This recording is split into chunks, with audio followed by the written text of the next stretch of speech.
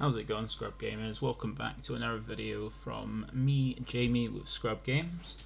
In today's video, for the next month, I'm going to be going, for the next few videos anyway, I'm going to be going over, not deck profiles like I've been doing mostly. I'm going to be going over the topic that I've been really interested in having more fun with at the moment while we have the pandemic as it is, which is cube drafting.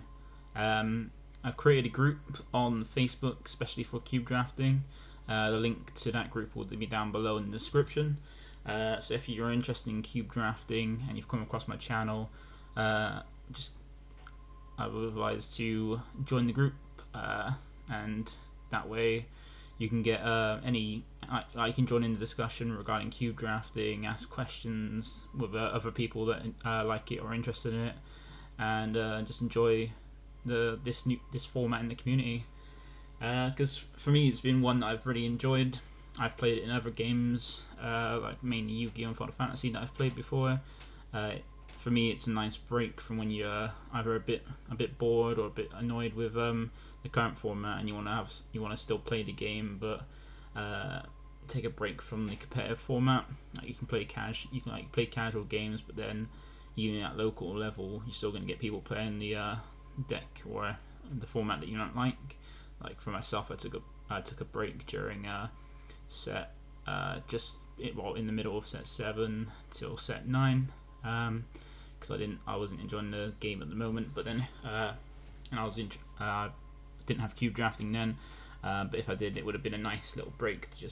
So I still get back into it, but it would have been a nice little break to have.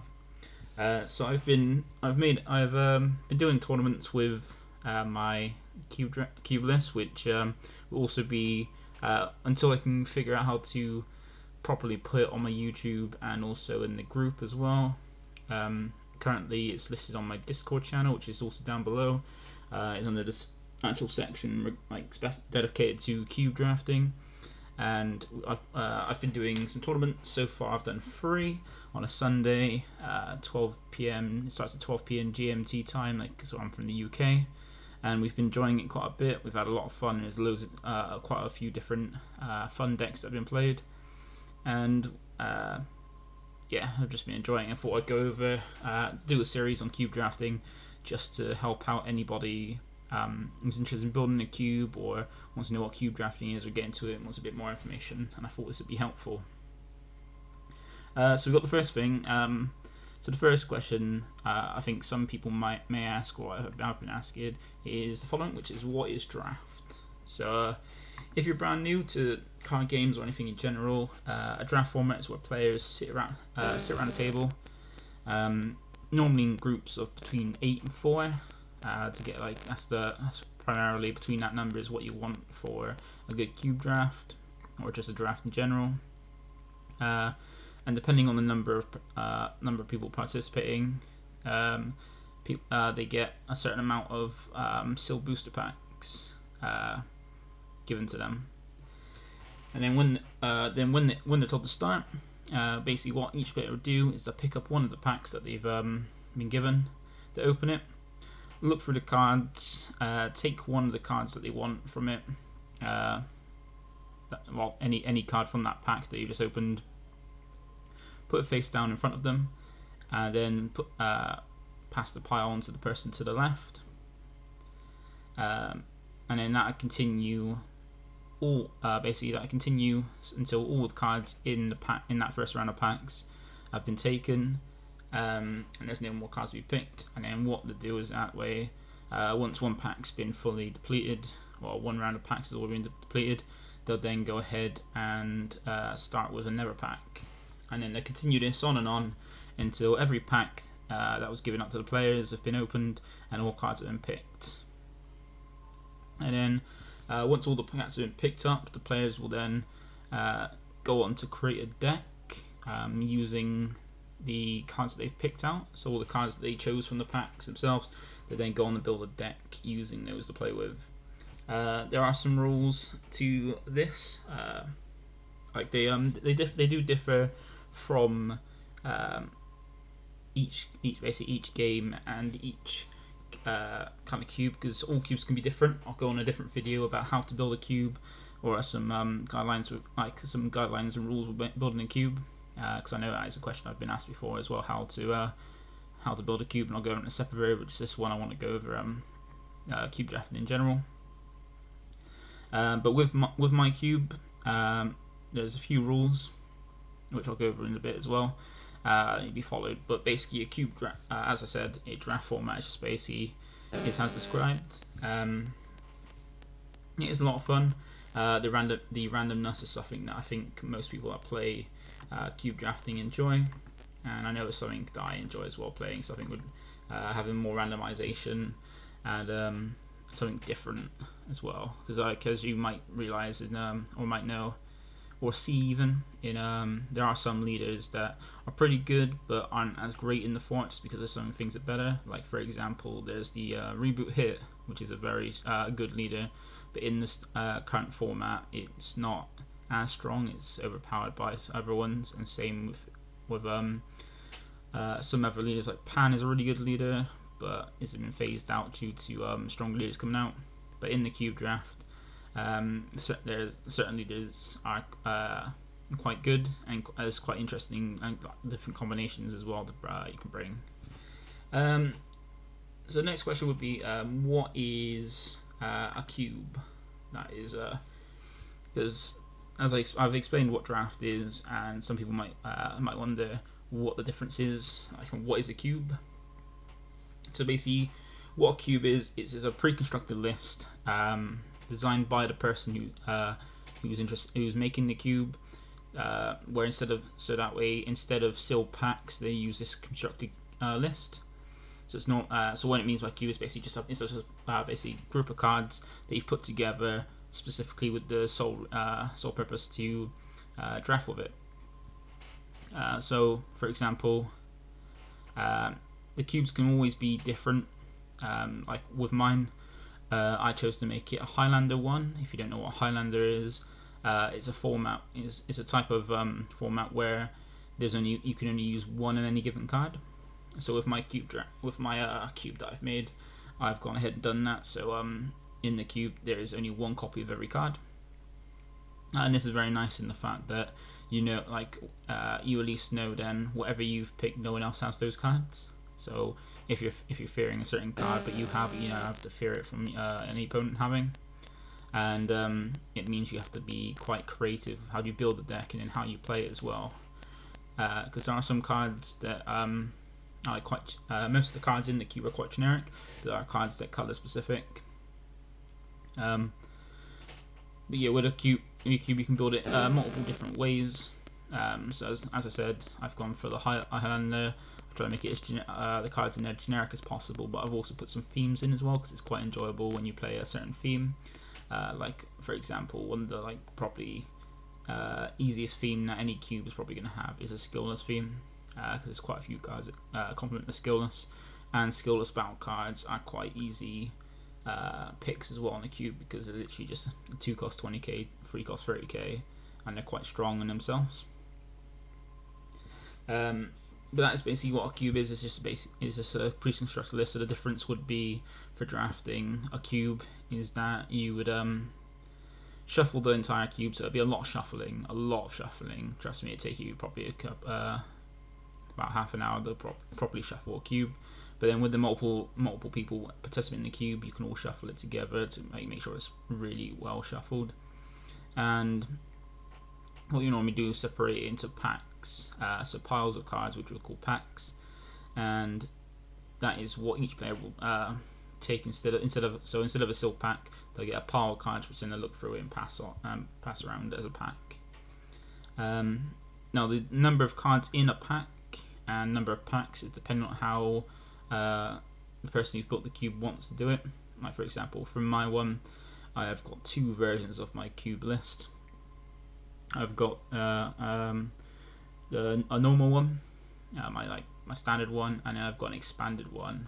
The difference being, in my normal one, I've tried to follow it exactly like how Dragon Ball Super has the packs. So if you've ever been to a pre-release, you know that you get 6 packs that you then open and build a deck using for your pre-release. So basically, everything you pull, you build a deck using that, and you play using that. So I followed the same format in that I've designed it so it's a maximum of 8, and for each player they have 6 packs. So that way, so in total, I've put enough in for 8 people to have 6 packs. Of course, if there is less people, it can be divided down because as an even number, it can be divided down easy enough. Or if there's an odd number, you can figure out, like, move some cards from the cube and save for another pack. So and in a Dragon Ball Super pack, there's normally 12 cards. So I've designed mine so the cube easily divides within 6 packs for 8 people and 12 cards in each pack. And this can be easily, I think we worked out the ratio, so even like 1 or 2 cards is easily dividable. Like the minimum amount of people you can do in a cube draft is 2, really, just by playing with others. You can, because then you can do quite a few different decks and play against each other and have a nice bit of testing. But normally between 2 and 8 is dividable, the packs, and from playing it in these tournaments, it's been quite easy enough to give us a decent sized pool, and also with the cards being quite generic and quite easily placed, you can normally build quite a decent deck using that. And then with my expanded one, all I've done was kept the same number of packs, but I've increased the number of cards in each pack to 14 rather than 12.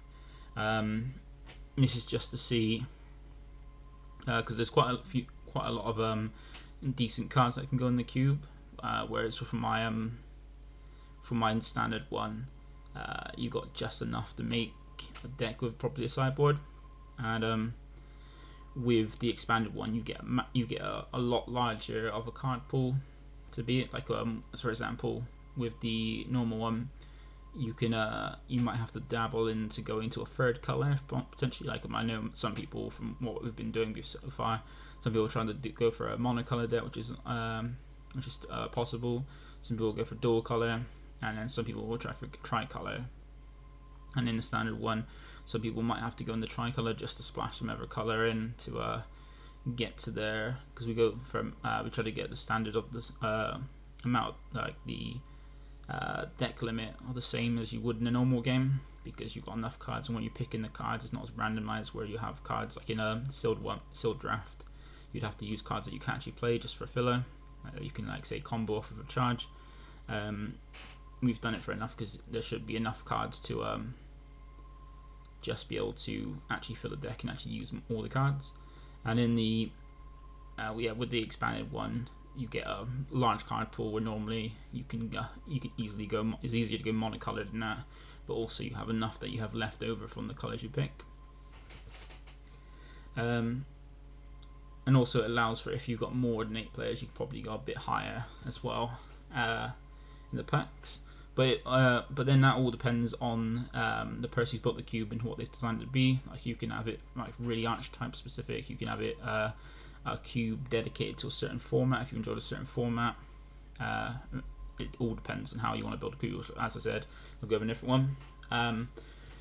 But it's been quite enjoyable. Like, it takes quite a while to shuffle up, but then it has been a lot of fun. And I don't think anybody who's tried it so far has really not enjoyed the drafting and the playing. Like, it's quite fun to use old leaders and basically play in a format where there's no real meta, really.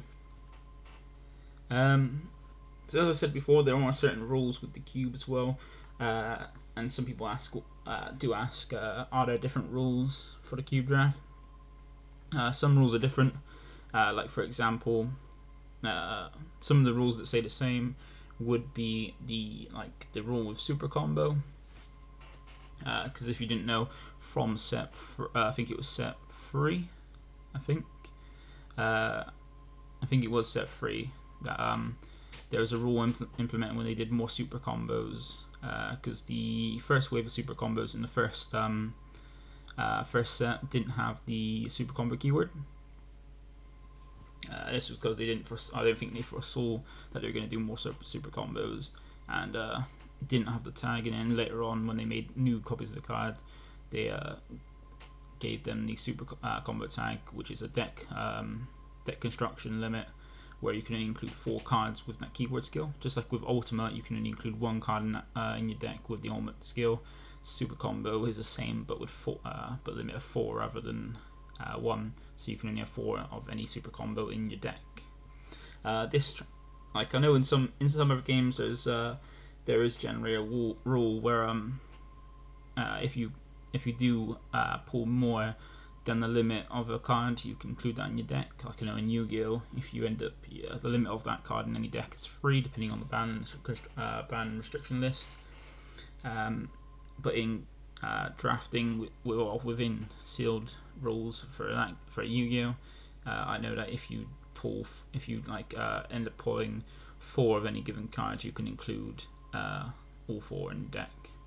So with Cube Draft, you can probably do that, but I've made it try to keep it the same as you're normally playing, where you can still only have 4 super combos in your deck. And there are quite a lot of super combos in the cube, so normally you might draft 3, but normally you don't draft less than 3 unless there's someone hunting for super combos, which then it's bad for them.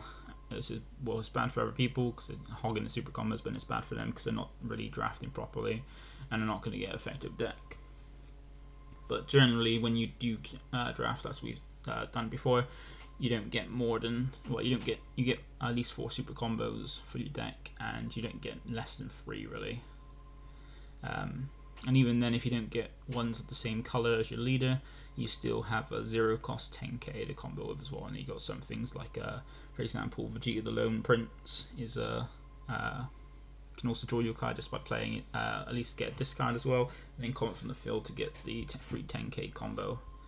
So there are some that you can still use even if they're not the same color and still get an advantage out of it. The other rules I've got for my cube are as well. As I said, one of the rules is that the deck construction is the same as normal, where you build a deck between 50 and 60. Because as I said, where there is quite a few cards in there and it's less randomization as a pack, and it's a pre-constructed list, it's easy enough to build a proper list out of between 50 and 60, and as long as you're drafting correctly, you can keep it quite consistent as well. One of the other rules as well I've got is that there's only one way to win in Cube Draft, which is reducing your opponent's life to 0, so making your opponent take all their life. And I know in Standard there is other ways to win. Like I didn't put any alternative win conditions in the cube, because the ones that are actually introduced, the only potential one is the Beerus Reboot Leader with the tapping 16, but then I've never seen it really get to that point unless you draft really good and you are very defensive. But the only other win condition that isn't attached to your leader archetype is the deck out rule, where if you draw the last card of your deck off your deck, then you lose the game. Whereas in Cube Draft, I've implemented the rule that is similar to the Vegix leader, where and also some other decks used for when it comes to drafting and sealed formats, where I've got the rule in the cube where if you would draw your last card, you shuffle both your deck. You shuffle both your drop and your warp back in together, then place them back in your deck area. So that means once you draw your last card, your drop and your deck go back into your deck, and you carry on playing. So it's a really good thing, because if you're drawing through deck lots or have a meal, like there is one leader that does have burst as well. So it means you're not picking that leader doesn't put you at a disadvantage, and any burst effects don't put you at a disadvantage as well, because that's one thing to make it more fair. And why it does give a benefit if you can't deck out, and makes those burst effects just as strong as any other effect. It does put a hindrance if you've got anything that's triggers in your drop or in your warp or anything like that. It puts it back, so you've got to be mindful of that. So it does, with the deck building and playing in this format, it does show show off with more skill than it does on luck. And the last rule that I've implemented, just to make sure that everybody can still actually play the game, or play some games once we finish drafting, is the first leader you see in any pack you must take. So that means if you if you open a pack and you see a leader and you haven't yet picked a leader, you're required to pick that leader, and you can't choose anything else. You've got to pick that leader. If there's multiple leaders, you get a choice between his leader, but if there's only one, you've got to pick that leader if you haven't picked a leader yet. This rule was put in just to make sure that when we finish the cube drafting, everybody at least has one leader so they can play the game as well. If you're wondering why you would need to implement a rule, because it's just to make sure that everybody can actually play the game after.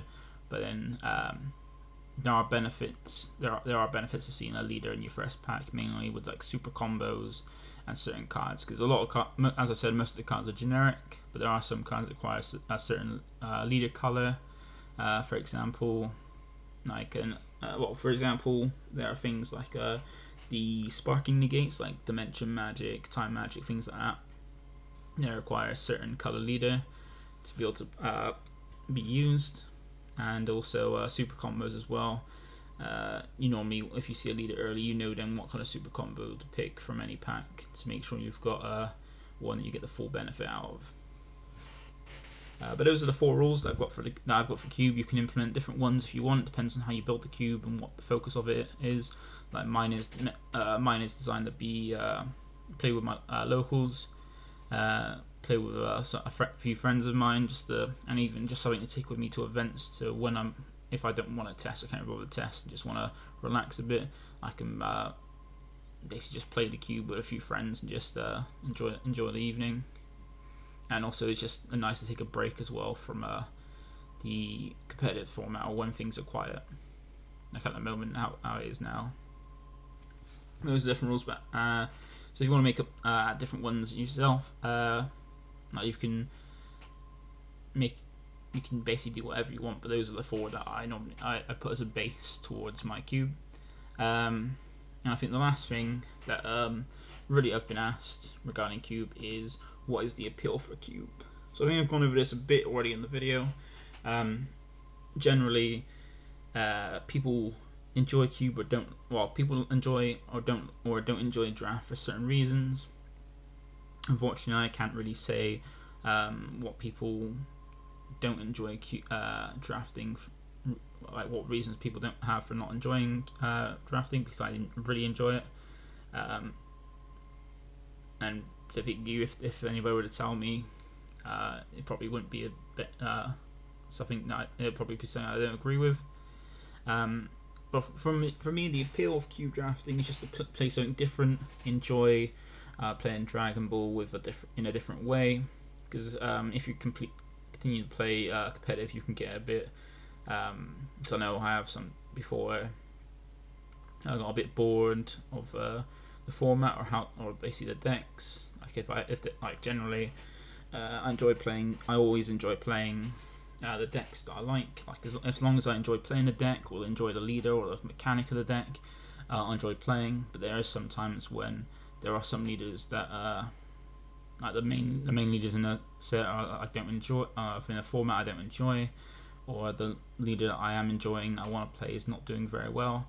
I'll get a bit bored, but then having cube available for those moments is quite handy to basically just still play the game and take a break from competitors, but still play the game. And 2 as well is the being able to play some leaders that aren't really viable or usable now in the current meta, and still enjoy playing with them. Like at the moment in my cube, one of my favourite ones is the hit leader. Like while he doesn't have self-awakening, he's still quite a strong leader, and he gets quite a lot of advantage, especially when he awakens, and he's like a good choice for using skillless as well. Like I noticed the Kiku in normal, not the normal format, but hit is a nice alternative way to play skillless. And in the cube, while in the current format, he's not as strong. Like I know there was a list previously, but that was using mainly the good green stuff and things, and the new draft box stuff. But in the cube, if you can build it correctly, like I did quite well with it. I came 4th before, winning all but one game. I think winning all but one game in one of my tournaments, and that was very fun. And it was just fun using hit in a different format and enjoying it as well. And there are certain other leaders as well, like off the top of my head, there's like the old Soul Striker as well, where this is not a format where it's aggressive. It's quite a strong leader in cube. And you also got Jiren as well, which is in the normal format. As long as you build it correctly, it's very good. But even in cube, it's very good because there's not many Universe 11 cards to make use of its activate battle skill to give it like protection for a turn. But you can still use it's still the fact that it's a self-awakening 20k swinger is very good. The appeal of me is just and also enjoy the randomness and the creativity, because as some of you will probably agree with, the current format at the moment, a lot of the decks are really similar, because with set 11, a lot of the decks came with basically like a pre-constructed list from the set to play, and then you add a few different cards in to complete the deck and get to the 50 cards you need. And to me, that's a bit, with most decks being the same, there's not much creativity in deck building, which I enjoyed. That's one fun with the building a deck and in this game, is building a creative left and doing well with it. Where one benefit from the cube draft is it takes skill. It takes a bit more skill in considering what to draft, what to pick, creating a good pool to build your deck with from the drafting, because you can go ahead and take the route of just going from one color, or just taking all the best good cards in there, but then some of the cards aren't as strong in a cube as they are in the draft. Like for example, Bardock Raiders Warkai, where it's a very strong card, it's not as strong in cube draft as it is in the normal format, but it's still a good card, but it's just not as strong. And other things like Healing Pod is a very, very strong card, but in cube draft, but only if you can get something to reoccur with it. Like for example, as I said before, you've got the hit leader that if you draft green with it, you can with Peeling Pod you're drawing 2 cards a turn because you're drawing one when you swing, and if you play a green skillless when you drop, you then get to draw another from Pod, or even just reusing the Zarbon, Cosmic Elite, or the Broly if you've got a green leader that recurs. So some cards are very strong if you draft the right cards with them, but it's all depending on how you draft and how everybody else is drafting as well. And then with the deck construction, then it's using what you've pulled. It shows a lot in the players' deck building skills, how they build it, how they build the deck, how they put together the cards they've picked to make a strong deck. Because you can give any player a certain list, and it depends on how their experience and their skills in the deck building, how they put it together, because not everybody will pick the same. But that's everything for the skill draft. And also one thing I did want to point out is one of my main appeals of the cube draft is it allows you to, if you're not very good at deck building, if you haven't got very good deck building skills, it's a nice way to help improve them as when the draft picking the right cards for it and making a strong deck with it. It takes a lot of skill, and it allows you to, and constantly doing it as well, allows you to improve after you get practice in. So that's another appeal that I think some people that have played in my cube tournaments can probably attest to. But that's everything. I want to go over with the basics of intro into cube draft. I'm going to go over some other videos, like in some other videos, I'm going to go over things like how to build a cube, how to draft effectively, things like that, and just create. Because my previous one kind of went over in a video a little bit, but I didn't really go into much detail, and most of the videos were just going over my list, which now I've put on my Discord to make it easier for people to see. As an example, it's better to go over just like some interesting choices. Like that's one thing I want to go over is my top 10 favorite card combinations from my cube as well. Because there's some combinations I really enjoy and I've pulled them off, and it's just really enjoyable to finally be able to pull them off. And the ones that aren't really I usually still pull them off in a standard format. They're just not as strong as other combos in that format. But thank you for watching. If you have watched this, I know cube drafting is not probably something that's going to get a lot of viewed a lot. But I'm not don't really care about the views. I just want to get out the information just to help people. So I know before I made a cube, if this kind of like series of videos and stuff was actually out there, it'd be helpful for me when building the cube. So I just want to give back and help out other people that are interested in building it as well. And if you are interested in taking part in any of the events I've been doing, just follow my page, Scrub Games, on Facebook.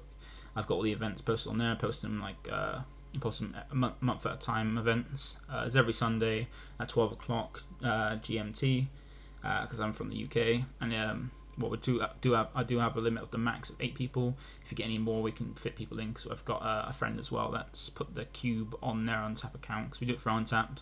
So because it's the only way we to play at the moment due to the pandemic, and they can use theirs to draft help, so we can draft more than just the 8 that I allow on Untap. But anyway, thank you for watching if you have watched, and stay tuned for more videos on the cube drafting that'll be posted up this month. Try to keep it Monday, Wednesday, Friday, and also join the other Dragon Ball groups as well that will all be linked down below to follow the community as well, if you're not. And also, lastly, like everybody says on YouTube, give it a like if you enjoyed the video and the information provided. Comment if there's any questions I didn't really answer or wasn't clear on, and I can answer them as quick as possible and as best as I can. And also, if there's anything specifically for Cube, if there's any questions you want answered or anything you want covered in a video, put in the comments below, and I can create a video going over it, even to make it even easier than just replying to multiple comments. And lastly, feel free to subscribe to me if you are interested. If you're enjoying my content, my deck profiles, my cube drafting, I want to see more. And I do want to try and get videos up as well of actually playing games, but at the moment my computer isn't the greatest when recording. It's quite glitchy, quite stops a minute. I need to get a new one, which it takes some time to save up the funds to do that. Because I do feel like some of the decks, like my hero deck, it will probably be easier to see the deck in action rather than just a list explaining what it is. And that's something I plan to do in future. And when we do are able to play in person, I will also have games recorded of us drafting and playing the cube, because I feel that'd be more interesting. Because I know I'm one of those people that find it more interesting to watch to learn rather than to listen to learn, or to read to learn. I'd rather just watch someone to get an example and then learn from that. So that's what I'm gonna try and do in future once it's a possibility. But as I said, thank you for watching, and I'll see you in the next video going over how to make a cube. Bye bye.